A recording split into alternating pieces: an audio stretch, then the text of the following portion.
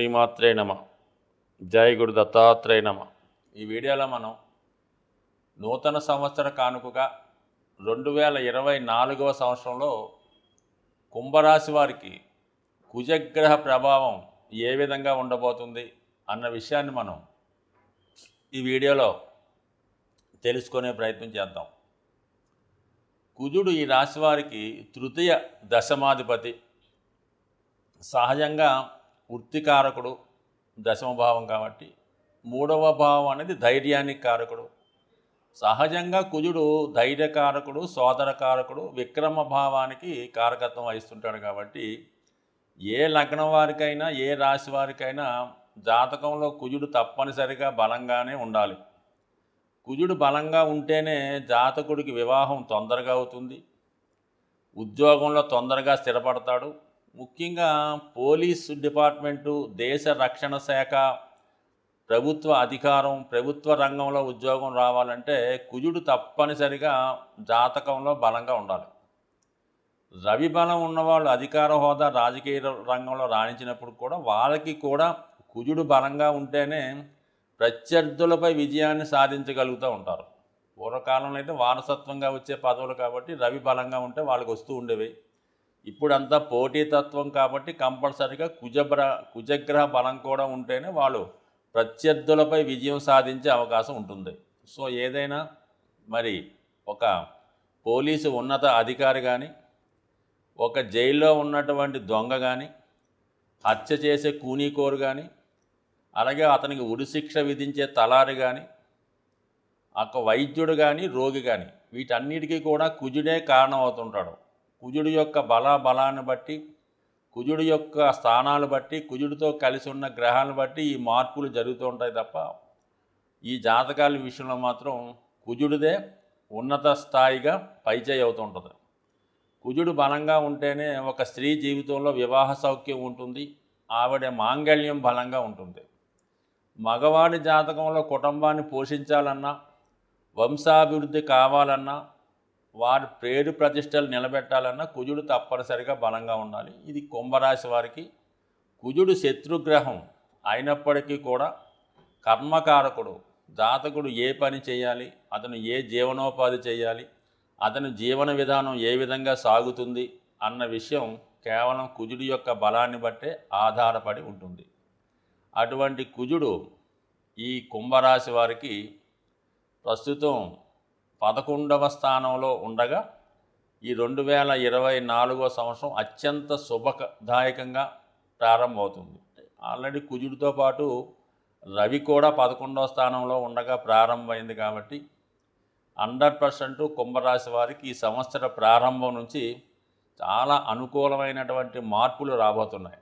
అది ప్రభుత్వ సహకారం ఉంటుంది, అలాగే వ్యక్తిగతంగా కూడా మరి న్యాయవాదులు కానీ, పోలీస్ డిపార్ట్మెంట్ వారు కానీ, మొత్తం ప్రభుత్వ యంత్రాంగం అంతా సహకారంగా ఉంటుంది. ముఖ్యంగా వ్యక్తిగత ఇంప్రూవ్మెంట్ ఉంటుంది.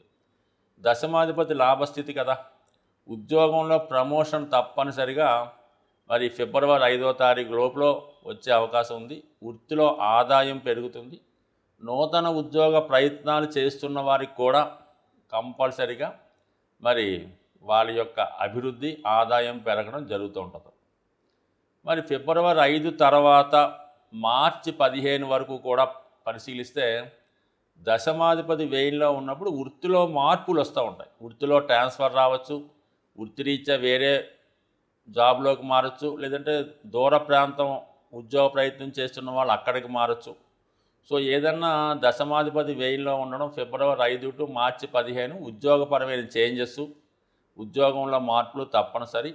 అలాగే సెల్ఫ్ మిస్టేక్స్ వల్ల కానీ, అన్నదమ్ముల వల్ల కానీ, స్నేహితుల వల్ల కానీ నష్టపోయే అవకాశం ఉంటుంది. కాబట్టి ఏదైనా ఆర్థిక సంబంధించిన విషయాలతో దగ్గర వారితో జాగ్రత్తగా వ్యవహరించాలి. అయితే కుంభరాశి వారి కామన్గా దగ్గర వాళ్ళ ద్వారా నష్టపోవడం ఫస్ట్ నుంచి అలవాటే. కాబట్టి మరి ఇది కూడా రొటీన్గా తీసుకుంటారో లేదంటే జాగ్రత్త పడతారో వాళ్ళ ఇష్టం. మొత్తం మీద ఏదైనా దగ్గర వారి వల్ల, నమ్మిన వారి వల్ల నష్టం జరిగే అవకాశం ఉంది మార్చి 15 లోపు. కాబట్టి జాగ్రత్త వహించండి. మరి ఇదే సమయంలో మీరు స్థిరాస్తి మీద పెట్టుబడి పెట్టడం కానీ, రుణాలు తీర్చే ప్రయత్నం కానీ జరుగుతుంది. సో ఆ విధంగా ప్రయత్నం చేస్తే మార్చి 15 నుంచి ఏప్రిల్ 23 వరకు కూడా కుజుడు రాశి అందే సంచరిస్తూ ఉంటాడు. అంటే దశమాధిపతి రాశి అందు లగ్నమందు సంచరించినప్పుడు స్వయం కృషితోనే ఎవరి సహకారం లేకుండా జీవితంలో అభివృద్ధి సాధించే అవకాశం ఉంది. అంటే ఒక ఉద్యోగ ప్రయత్నం చేస్తున్నప్పుడు ఒక రికమెండేషన్ లేకుండా, ఇతరుల ప్రమేయం లేకుండా తనకు తానే సాధించుకోగలిగే అవకాశాన్ని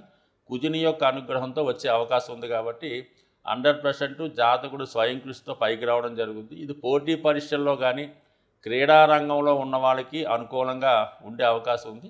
సో అలాగే దీర్ఘకాలంగా అనారోగ్య సమస్యలతో బయటపడుతున్న వారు ఎవరైనా ఉంటే ఈ సమయంలో సర్జరీ చేయించుకోవడం ద్వారా కూడా వారి యొక్క ఆపరేషన్లు విజయవంతమై నూతన ఆరోగ్యం కూడా వచ్చే అవకాశం ఉంది. కొంతమంది ఫిజికల్ ఫిట్నెస్ కోసం వ్యాయామం లాంటివి మొదలెట్టడం, వాకింగ్ లాంటివి చేయడం, దేహ దారుఢ్యాన్ని పెంచుకోవడం, కొత్తగా అలవాట్లు, కొత్త ఆలోచనలు, కొత్తగా జీవితాన్ని ప్రారంభించడం, ఇవన్నీ కూడా ప్రారంభమయ్యే అవకాశం ఉంది కుజుడు రాశి యందు సంచరించే సమయంలో. ఇక ఏప్రిల్ 23 నుంచి జూన్ 1వ తారీఖు దాకా ధనస్థానంలో ఉన్నటువంటి కుజగ్రహ సంచారం కుటుంబ విషయాల్లో కొన్ని మనస్పర్ధలు, అభిప్రాయ భేదాలు వచ్చే అవకాశం ఉంది. ఎందుకంటే ఏప్రిల్ 23 జూన్ మధ్యకాలంలో కుటుంబ స్థానంలో కుజగ్రహ సంచారం, అక్కడే రాహుగ్రహ సంచారం ఉండడం వల్ల కుటుంబ సభ్యుల మధ్య మనస్పర్ధలు, ఇతరులు మీ కుటుంబ విషయాల్లో జోక్యం చేసుకోవడం ఇబ్బందికరంగా ఉంటుంది. కుటుంబం స్ప్లిట్ అవ్వడం కానీ, కుటుంబ సభ్యులు వేరే కాపురం పెట్టి బయటికి వెళ్ళిపోవడం కానీ, లేదా ఉద్యోగ అవకాశం రావడం, బయటికి వెళ్ళడం, ఏదో మొత్తం మీద కుటుంబం నుంచి విడిపోవడం జరిగే అవకాశం ఉంది.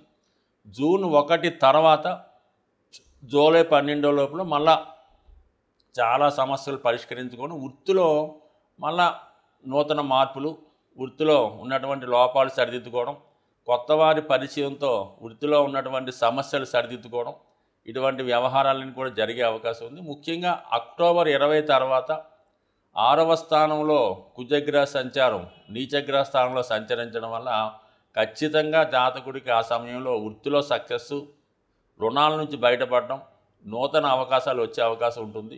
మొత్తం మీద ఏదన్నా సరే ఈ రాశి వారికి కుజుడు అనుకూలంగా ఈ సంవత్సరం ఉండడం జరిగింది. అలాగే ప్రారంభం నుంచి కూడా మంచి ఫలితాలతో కుజుడు ఇవ్వడం జరుగుతుంది. కాబట్టి కుజగ్రహ అనుగ్రహం కోసం ఈ రాశివారు హనుమాన్ చాలీసా పారాయణ, మంగళవారం రోజు సుబ్రహ్మణ్య స్వామి వారి ఆలయంలో సుబ్రహ్మణ్య స్వామికి అభిషేకం చేసుకోవడం, స్త్రీలైతే ముఖ్యంగా ప్రతి మంగళవారం నియమంగా ఉండడం, వీలైతే ఈ సంవత్సరంలో ఒక 6 సుబ్రహ్మణ్య క్షేత్రాలు దర్శించడం వల్ల జాతకులకి కుజగ్రహ అనుగ్రహంతో నూతన గృహప్రాప్తి, నూతన ఉద్యోగ ప్రాప్తి లభించే అవకాశం ఉంది. సాధారణంగా మనం ఈ వార ఫలాలు కానీ దినఫలాలు కానీ తెలుసుకున్నప్పుడు వేగంగా సంచరించే గ్రహాలైనటువంటి శుక్ర, బుధ, కుజ, రవి, చంద్రగ్రహాల్ని తీసుకోవడం జరుగుతుంటుంది. అయినప్పుడు కూడా ఈ గ్రహాలు ఒక్కొక్క రాశిలో ఒక్కొక్క నెల రోజులు సంచరిస్తుంటాయి. రోజు ఫలితాలు చెప్పుకున్నప్పుడు, వార ఫలితాలు చెప్పుకున్నప్పుడు దేన్ని బేస్ చేసుకోవడం జరుగుతుందంటే చంద్రగమనాన్ని ఆధారంగా చేసుకోవడం అన్నది ఇంపార్టెంట్గా జరుగుతుంటుంది. సో ఈ మనకు ఉన్నటువంటి నక్షత్రాల్లో 27 నక్షత్రాలని 3 విభాగాలుగా నిర్ణయించడం జరిగింది. ఒక్కొక్క భాగానికి 9 నక్షత్రాలు రావడం జరుగుతుంటుంది. అంటే ఉదాహరణకి ఏదన్నా ఒక జన్మ నక్షత్రంలో జన్మించారనుకుందాం, అంటే ఉదాహరణకి అశ్విని నక్షత్రంలో జన్మించారనుకుందాం, వాళ్ళకి ఆ నక్షత్రం నుంచి లెక్కెట్టుకుంటే 2, 4, 6, 8, 9 నక్షత్రాలు అనుకూలంగా ఉంటాయి. అంటే ఆ నక్షత్రాల మీద అంటే జన్మతార ఒక విధంగా అది మిక్స్డ్గా ఉంటుంది. కానీ 2వ తార, 4వ తార, 6వ తార, 8, 9 తారల మీద ఏ గ్రహం సంచరించినా కూడా ఆ నక్షత్ర జాతకుడికి అనుకూలమైన ఫలితాలు రావడం జరుగుతుంటుంది. అంటే ఉదాహరణకి అశ్విని, మఖ, మూల నక్షత్ర జాతకులకి ప్రస్తుతం శని శతభిష నక్షత్రం మీదకి మారడం వల్ల ఈ నక్షత్రాల వారికి శని సాధన తార మీద ప్రయాణం చేస్తూ ఉంటాడు. అందుకని వీళ్ళు చేపట్టిన కార్యక్రమాలు విజయవంతంగా పూర్తవడం, న్యాయస్థానంలో విజయం లభించడం ఇలాంటివి లభిస్తూ ఉంటాయి. అదే భరణి, పూర్వాషాఢ, అలాగే పుబ్బ నక్షత్రాల వారికి 5వ తారలో శని సంచరిస్తున్నాడు శతభిష అవటం వల్ల వాళ్ళకి 100% వ్యతిరేక ఫలితాలు రావడం, చేపట్టిన కార్యక్రమాలు ఫెయిల్ అవ్వడం జరుగుతుంటుంది. ఈ విధంగా తారాబలాన్ని కూడా బేస్ చేసుకొని ఈ వార ఫలితాలు మనం ఇంకా డెప్త్గా తెలుసుకోవడం వల్ల ఇంకా సూక్ష్మమైన ఫలితాలు రావడం జరుగుతుంటుంది. సో ఏదైనా జన్మజాతకంలో మనకి పుట్టినప్పుడు ఉన్నటువంటి గ్రహస్థితి వాటి యొక్క దశల మీద మాత్రమే జీవితం ఎక్కువ 70% ఆధారపడి ఉంటుంది. దానికి సపోర్ట్ చేసే విధంగా గోచారం అనేది ఒక 30% ఉంటుంది కాబట్టి కొంతవరకు వాళ్ళ స్థితిని బట్టి కొన్ని కరెక్ట్ అవ్వచ్చు, కొన్ని జరగకపోవచ్చు. సో ఈ కారణం వల్ల ఏంటంటే వీటినే బేస్ చేసుకోకుండా జన్మజాతకంలో మంచి దశ జరుగుతున్నప్పుడు వాళ్ళకి మంచి గోచారం వస్తే ఆటోమేటిక్గా జాతకం బాగుంటుంది. అలాగే జన్మజాతకంలో ఏళ్ళనాటి శని, అష్టమ శని ఇలాంటివి జరుగుతున్నప్పుడు, అలాగే శని మహాదశ జరుగుతున్నప్పుడు గోచారరీత్యా కూడా ఏళ్ళనాటి శని గట్ట వచ్చినప్పుడు ఖచ్చితంగా జాతకుడు ఇబ్బంది పడుతుంటాడు. బట్ ఏదైనా వెరీ సూక్ష్మంగా నిలుచుకున్న వాళ్ళకి ఈ తారాబలం ఇంపార్టెంటు. అలాగే చంద్రబలం మనకు ఉన్నటువంటి జన్మరాశి నుండి చంద్రుడు ఏ రాశిలోకి మారుతున్నాడు, అదే 8వ రాశిలోకి వచ్చినప్పుడు చంద్రుడు ఇబ్బంది కలగడం అనేక సూక్ష్మంగా ఈ జ్యోతిష్ శాస్త్రం సాగుతూ ఉంటుంది. ఇంకా డెప్త్గా తెలుసుకున్న వాళ్ళు మీకు సమీపంలో ఉన్నటువంటి ఒక నిజమైన జ్యోతిష్కుడిని సంప్రదించి మీ యొక్క ఇబ్బందుల్ని అలా వాటిని పరిష్కరించుకునే ప్రయత్నం చేసుకోవచ్చు. అంటే జాతకంలో ఉన్న ప్రతి సమస్యకి పరిష్కారం ఉంటుంది. అది నిజాయితీగా క్రమశిక్షణతో నమ్మకంతో చేసుకుంటే 100% ఆ సమస్య పరిష్కారం అయ్యే అవకాశం ఉంది. స్వస్తి.